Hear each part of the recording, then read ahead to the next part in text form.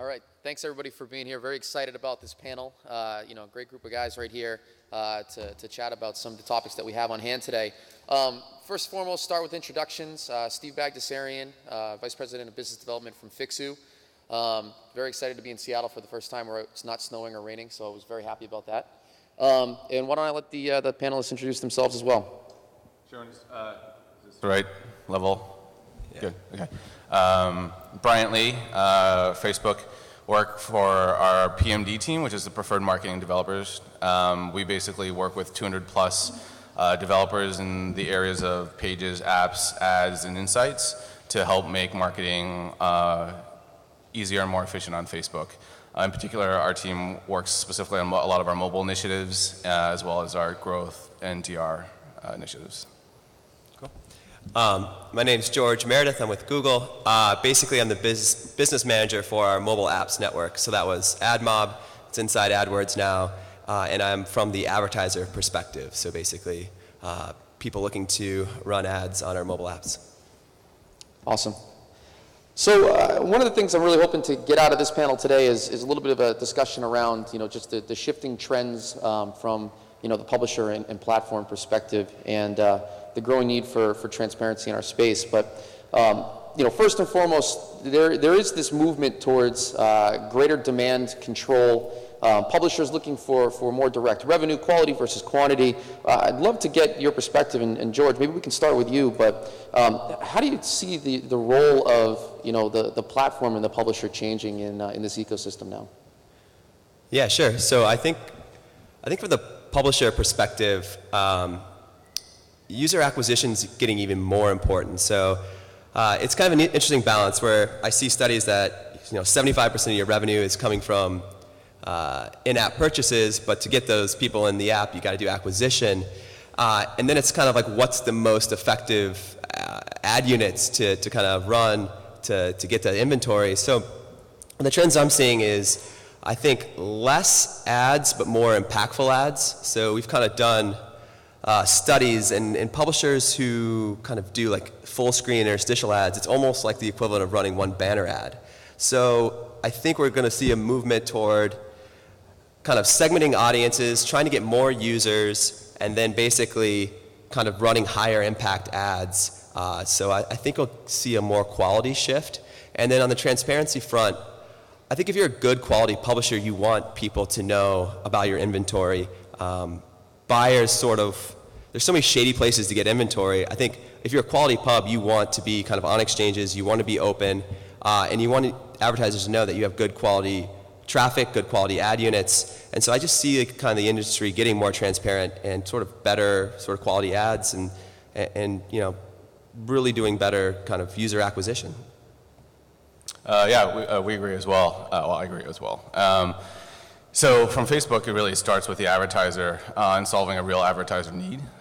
Just in this case, let's say app discovery, so mobile app install ads is a hot topic nowadays, but it's really understanding like, how do I get my app discovered? And then for us, just building the right products to make sure that we can help solve not only the volume, the quality, but as well as the cost issue. For us, we see some of our most savvy advertisers really moving very aggressively towards quality, which is why measurement is such an important part of the platform and an important part of what we're working on and working to improve. As it relates to kind of our products, we obviously have our own tools in addition to the partners that you saw yesterday, the PMDs like Ampush, Shift, Nanigans. We also have our own tools, CreateFlow, Power Editor, that allow you to buy directly on Facebook as well. And there's a lot of that we're doing to improve those interfaces as well. So I think just being able to help make it easier to buy on our platform. We have a very big simplification initiative that we're really focused on. So we're trying to make it as easy as possible and digestible. And then I guess around the transparency question, I think exactly to what George was saying, I think we want to make sure that advertisers know exactly what they're getting. And so we very much believe in transparency and providing that insight to not only the strategies that you're using to buy ads on Facebook, but also just the performance downstream.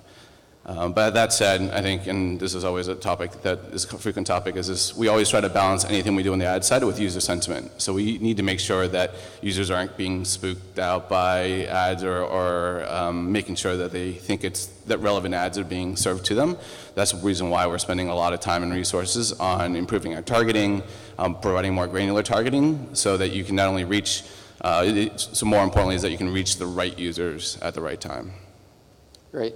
And actually, Bryant, to kind of build on some of the points that you made, one of the things, whether we, depending on where you sit in the ecosystem, you love it or you hate it, maybe a little bit of both at times, but the question around accountability, and specifically what's interesting, coming from a little bit of a display background and doing mobile for a long time, I see this channel as being incredibly scrutinized for accountability.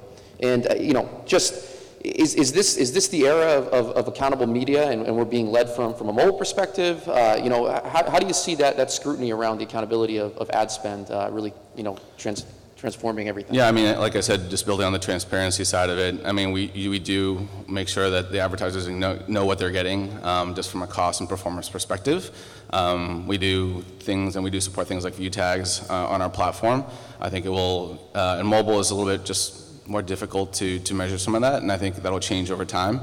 But for us, it's very much a priority and something that we want to make sure that the advertisers, again, know exactly the ROI that they're seeing from our platform.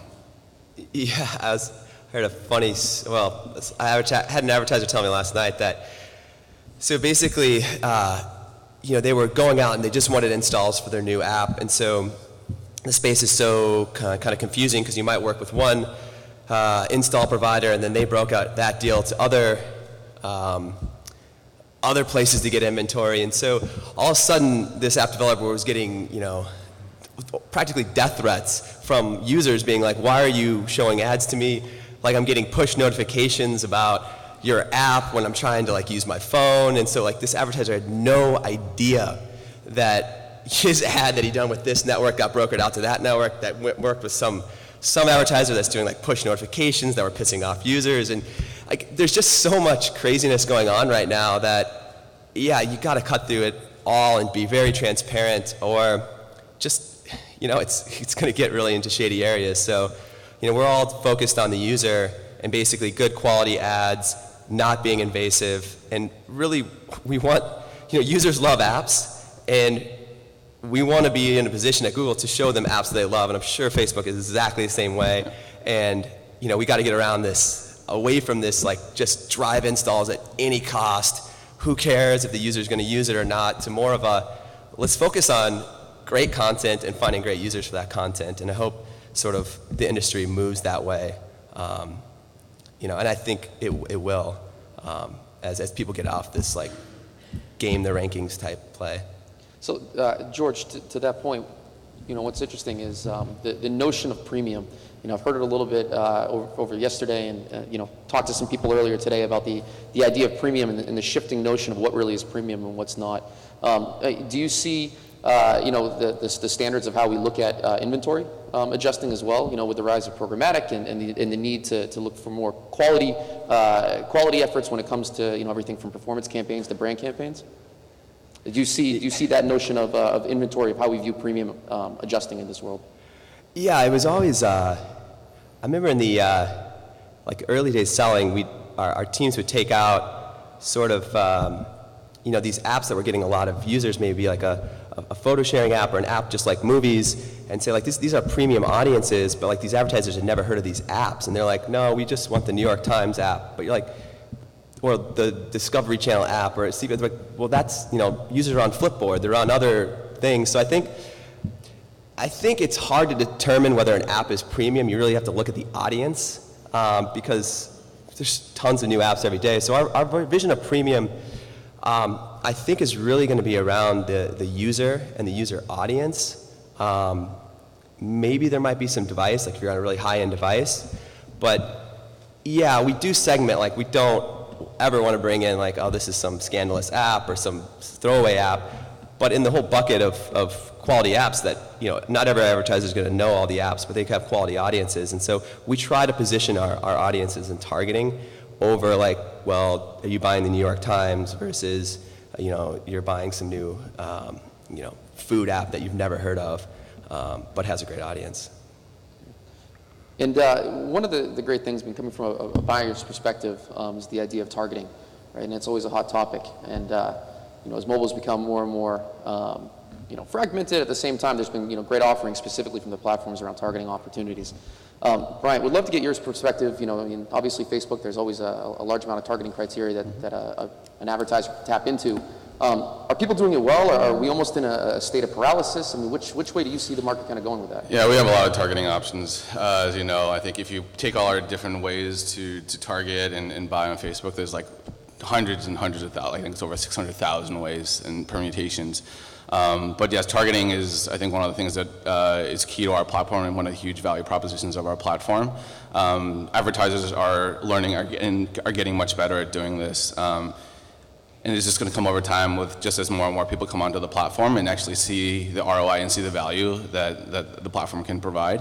We typically do recommend that people start very kind of broad, and then as they start their broad audiences, they can start to figure out who are the valuable users, and then they can get more narrow and narrow. So you can start off with things like broad category targets, and then move more into things like precise interests. But I think where a lot of the cream of the crop and where we're seeing a lot of the advertisers right now getting a ton of value on is using things like custom audiences, where you can leverage, if you have a large CRM base where you have email addresses or Facebook user IDs or phone numbers, you can specifically target these audiences.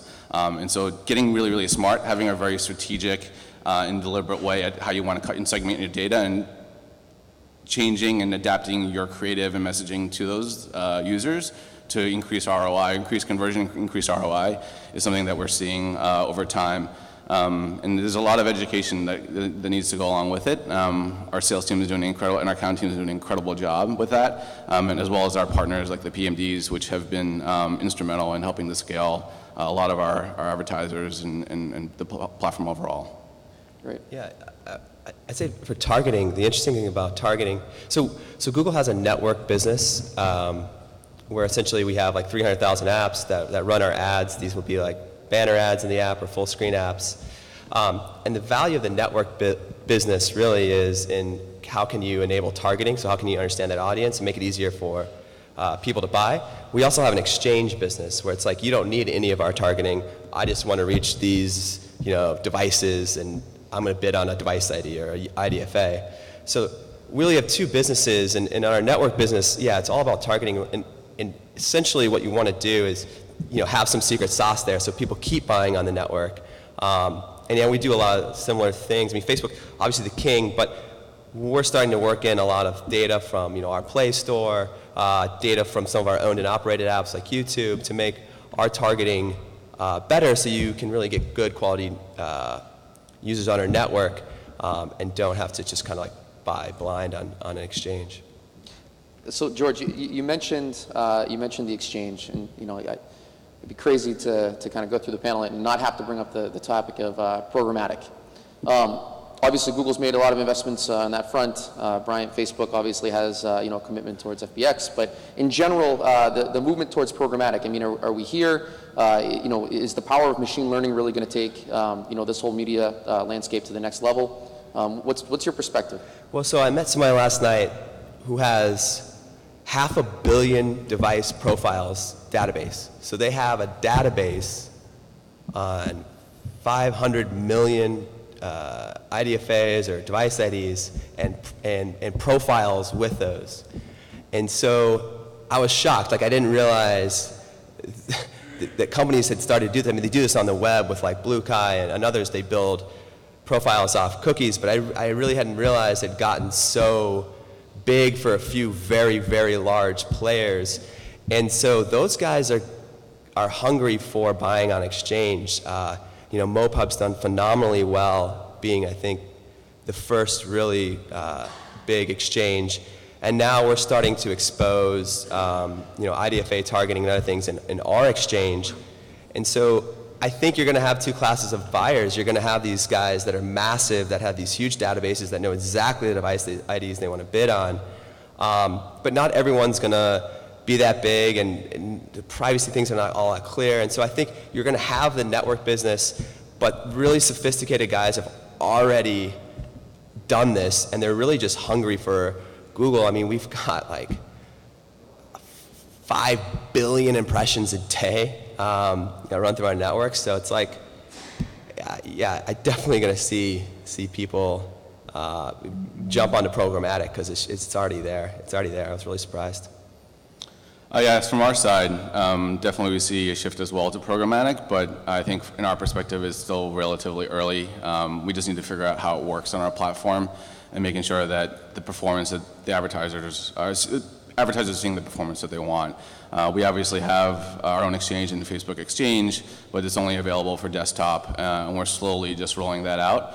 Still to be determined whether we want to open that up for mobile or not, so there's still just some discussions going on there. But I think overall, yeah, we do see that, but I think we're just taking it one step at a time. Great.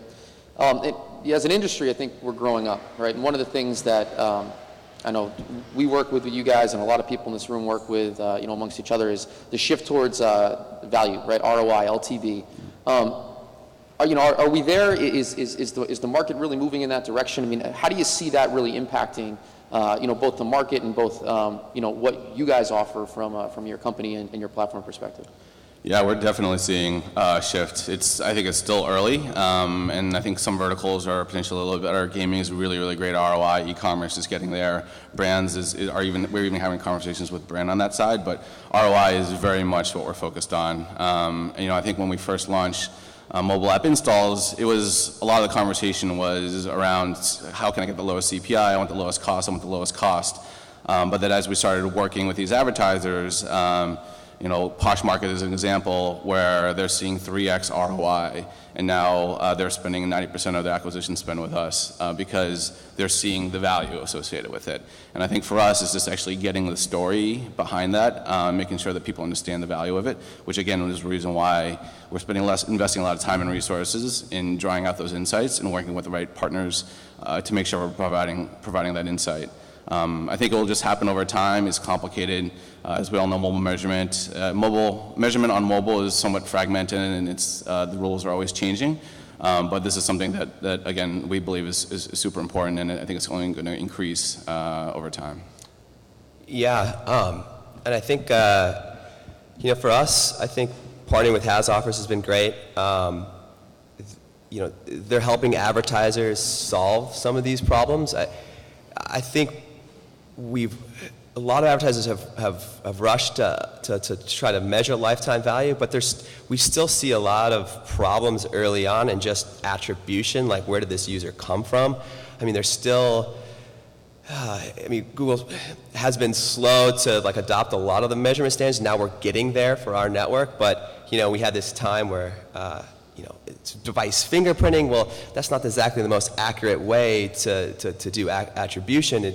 It's 80% at best, maybe 90 depending who you talk to, and there's problems with look back windows and you click on more ad from different sources. How do you attribute? There's all these problems. I think with attribution we're still figuring out, and I think we need to come to standards on that, and then really get clear paths. And I think that it's a problem HasOffers is solving, others are solving. So we're working with these partners, and then once we have that kind of clear attribution model set, then it's really nice, okay, now let's start to look at lifetime value. And people like King.com, Supercell, they're doing great jobs at measuring this. But what's the LTV of an Expedia download? Do you look at the first 7 days? Do you look at the month? What if I download the app and don't book for 30 days? Am I a zero value user? So we're seeing a lot of people try to come up with metrics to figure out how value I might become for some of these things that might be more longer term, larger purchases that I'm not going to maybe download and immediately start spending money. So there's a lot to be worked out, and our advertisers are I think we've come a long way in the last 6 months about attribution, and I'm kind of excited to see the next round now that we've kind of got some standards worked out. So from a standards perspective, you mentioned the role of third parties, right? And obviously, we need a lot of standards. Are those standards, do you see them being more driven by the platforms themselves? Do you see the role of the third parties really stepping up and helping dictate kind of the growth and focus in that particular area? what really is the role of the third party in your mind? I mean, you touched on it a little bit, George, but there's both big investments on behalf of both your platforms, and from a company standpoint, from a financial standpoint, the role of third party, is this going to be what solves everything, or is it going to come from people like you guys? I mean, well, so Google started out with a very much like we have our SDK and we do these standards, and then we started to talk to large agencies and found out that they were working with upwards of 300 ad partners in a given year. And so when you're working with 300 ad partners, you really need to have kind of one solution. So I don't know if we've definitely established what all the standards and what everyone's going to use, because this is still sort of like a really fast and changing environment. But yeah, we are seeing more and more clients use HasOffers, use solutions like them. And I think with Apple, what Apple did with IDFA, that helps, and then Android will do stuff. So I think we're moving to a good spot, but we're still, there's still a lot of options out there, and there's still a lot of discrepancies, and the way you track versus I track versus Google Analytics versus Omniture, you try to compare reports and it can barely match up. So we're still a long ways to go, but I think people are starting to figure out why we all have discrepancies in reporting, and trying to kind of, let's do a standard and use the same things. But I see reporting all day that just doesn't match up at all from sources. So we're still a long way. Yeah, I agree. I think it's still early as it relates to kind of standardization. But again, in terms of the role of third parties, I think while both of us would love to see everyone spending all their dollars with each of us respectively, we know that's not the state of the ecosystem now. It may change over time, and I think it could change quickly, to be determined. But I think where we see a ton of value is that they are buying across tens, hundreds of different ad networks, and they need a place where they can understand who's performing well. That's an advertiser need, and that's someone needs to solve that, and they need a neutral third party that has very deep analytics, can do the cohort analysis, funnel analysis, attribution across, again. So I think we've seen a lot of our larger advertisers work with third parties like HasOffers, and see a ton of value in their platform. So. Great.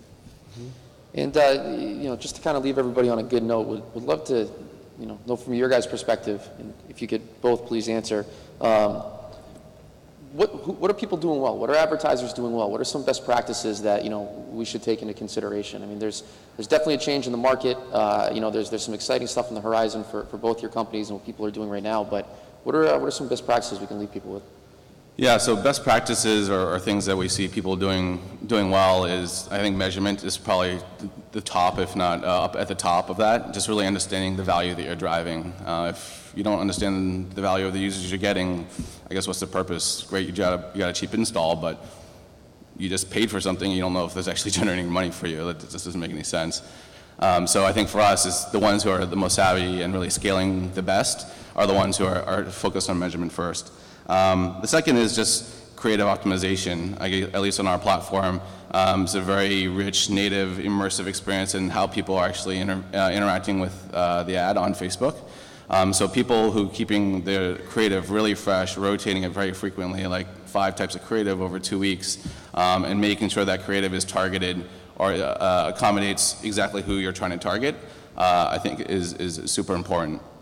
I think a third piece is just leveraging the targeting and the capabilities that you have in front of you. Again, the ones who are doing this well are really leveraging things like custom audiences and getting very strategic about how they segment and how they go after, how they bid, how they manage creative for their particular audiences. And then lastly, certainly not least important, is testing. You just got to test the crap out of everything you do. Some things work well, some things don't. It could vary between week to week, it could vary month to month, who knows, but I think testing and understanding actually what's working well on a regular basis and making changes and optimizing is actually critical to success at least on our platform. Yeah, so I saw so we used to have a lot of people that just wanted installs, and then I saw the last Business Insider, it said that you need upwards of 75,000 to 100,000 installs a day to kind of crack your way into the iOS sort of top 10. And so that's probably a budget of well over 100,000 a day. And so unless you're massive, you're really not going to take that approach. Unless you kind of already have the volume, you just need to give yourself an extra push. So we're seeing moving away from sort of a volume game, and now it's like Bryant said about quality acquisition. And I think the creative part is really good. So we did a study, and so I think on the web, a lot of people do like flashy ads, try to get your attention, because I think various studies will say ad blindness is as high as 50%, maybe higher. But on mobile, what we saw is 91 to 100% of people see the ads. Like they see the ad, and we did an eye tracking study, and it's like average was 4 seconds that they looked at the ad. And so we've had some partners come tell us that users actually read the ad creative, which was kind of interesting, because you normally think of like online, let's just have like some flash, like just come at the user, just distract them, let them click. But we actually, what the creative point is we have an image and a text ad, and actually some of the best performers use our text ad format, and they actually write good ad copy. So, if you just come in and say, here's my travel app, it's free, it does really poorly to like, this helps you book a quick vacation to Florida or something. So we are seeing the creative, and I think you do have an advantage with mobile that people do pay attention to the ads, they do actually read them. So the creative refresh is actually, I think, sometimes an afterthought, but yeah, it actually really, really matters quite a bit, especially when you got the user's attention like you do in mobile. Other best practices, yeah, I mean, definitely the measurement, and taking the time to understand kind of like why you might have discrepancies and not getting too frustrated, and kind of, understand like how things are being tracked, have good analytics. And the other thing, I think I kind of like those are the big things with the creative and buying smartly. And then, the ROI attribution for sure. Like, let's be clear where the users are coming from. And I think it's just take a thoughtful approach. You really do have the user's attention, and right targeting. Oh, the other thing I did want to mention, which I thought was really cool. So, Gree did a study. It said 40% of their revenue on Android comes from 2 devices. So almost very few people do device targeting on our network. But here's like an advertiser that's really digging into the reporting and looking at like, oh wow, there's thousands and thousands of Android devices, but my revenue is coming from a handful of devices. So there's just things to like be considered and look at your data, because a lot of people just don't even look at the data and they don't really realize what's going on. And some of those Android devices where they're more profitable than the iPhone devices, where there's like kind of like a misconception like, oh, all my revenue comes from iOS, nothing on Android. Well, it's like, well, yeah, you got to segment Android into different groups and cohorts, and yeah, just be thoughtful and look at your data. I completely agree on the device side, especially. I think that's a great point. We do see difference in performance across platforms as well as across devices. So getting very smart about that and leveraging that in your bidding strategies is, I think, very, very important. So, yeah. Awesome. So with that, I want to turn it over to you guys for any questions that you might have for Brian or George. Hey, my name is Dave. I don't want to give you guys a hard time. Thanks for coming here, but I wondered what your position was on fraud within Google and Facebook, especially with AdMob. Affiliates it's always talked about with affiliates, and it's not often talked about with Google and with Facebook, and just wanted to know what your take was on it and what kind of steps are coming up. Well, I can tell you, so I deal with this. This is a problem everywhere, right? Not just mobile. But we've done a few things. So first off, like our ads, you actually have to click our ads twice to actually click through. Like if you don't hit like a specific down button on our ad, it actually slides over another button you hit to actually confirm the click, to kind of get around people that might put their ads next to the gameplay of an app. We saw that early on, and the other thing is we monitor click-through rate aggressively. I think our spam team at Google is probably it's got to be one of the best in the world, and they are so aggressive, and it's an entirely separate group that operates kind of without any influence from publisher groups or advertiser groups, and so they constantly monitor click-through rate, and your account will get suspended very quickly if we see any aberrations from standard deviation of click-through rates or anything like that. So we're really aggressive about it, and I know it happens, and we see it, but we do a lot to kind of watch it. I don't know about other types of fraud. I was primarily talking about click fraud, but I mean, we monitor our network all the time to like make sure, no one's doing that kind of spammy stuff with our ads. I mean, I'm not a fraud expert, so this is not my area of expertise, so I probably can't comment too much on it, but I know it's something that we take very, very, very seriously. Our ad serving is on Facebook right now, so like, we can be engineers are rock stars, and they're doing an awesome job with it. So I think it is something that we take seriously, and we'll continue to do so, and there's always additional work that we're doing to invest in making it better, so. Hey, question for Bryant. So we've been experimenting with Facebook retargeting, matching to our database. We've had challenges actually measuring conversion because we don't know what the match rate is. Facebook actually doesn't tell us how many people are actually matched to our database, and therefore we can't really measure conversion. So do you have any plans for making that more transparent? Are you talking specifically about custom audiences? Yes, like basically matching to our database. Yes, it's a good question. I actually don't have the answer to that. I think from a transparency perspective, it is something that we're consistently working towards. I guess find me afterwards, and I'll try to let me get some more details, and then I'll follow up with you afterwards. So. Something that sort of sparked a thought in my mind when you were talking about people actually reading the ad creative. Obviously, that kind of made me think about Twitter a little bit in terms of, the promoted tweets and that sort of thing. How do you guys think that Twitter and LinkedIn are going to enter into this mobile market, and what do you think their possibilities are from the other side of the fence? There it is. I know it's interesting, and if Facebook falls into it, and something we're interested in is,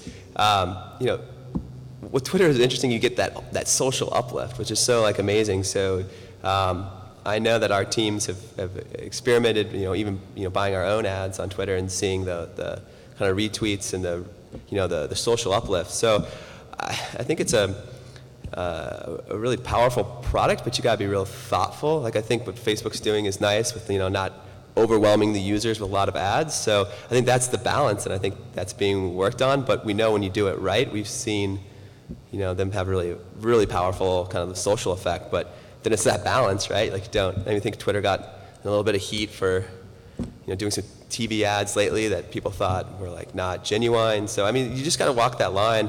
But it's something that I think can be very, very powerful. I agree. I mean, they're smart companies. They're very successful companies, and they'll figure it out. But again, I think similar to us, it's still really early. Like we're still trying to figure out what's working well, what's not working well, and things change all the time. But I mean, they're great companies. I think they'll do great. Hi, Brian. I have a question about Facebook in terms of B2B area.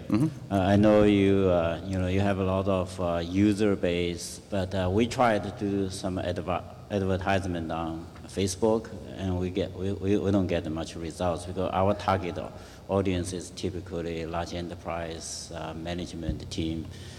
So I know they are on Facebook, but I don't think their interest, once they get on Facebook, their mind is off work. Sure. I don't know if Facebook has a plan to get those people to create another side of the world in the Facebook where their mind is not so much social side, just business side of it. Yeah, I don't know necessarily about that, but I think in general, the power of our targeting is I think one of the big pieces is reaching the right people, and an important part of being successful is reaching the right people in the right context. So understanding, I guess, for some of your enterprise customers, what's the message that's going to resonate with them? I don't know exactly your business per se, but I'm just trying to determine, in the context of how they're using Facebook, whether it's on mobile or on desktop, and understanding kind of what their mindset is and trying to figure out how you tailor your messaging to those particular users or your core segment, I think will be very important, and I think we have the targeting options to be able to do that. It's just a matter of, I think, how you approach it. And as a buyer's perspective, I have to agree that B2B is on Facebook. There's definitely a lot of opportunity. We've seen a lot of success with clients that we've run campaigns for on the platform. So Thank you guys very much. Thanks everybody for your time, and feel free to grab either of these two gentlemen in the back after the panel. Thanks. Thank you. Thanks.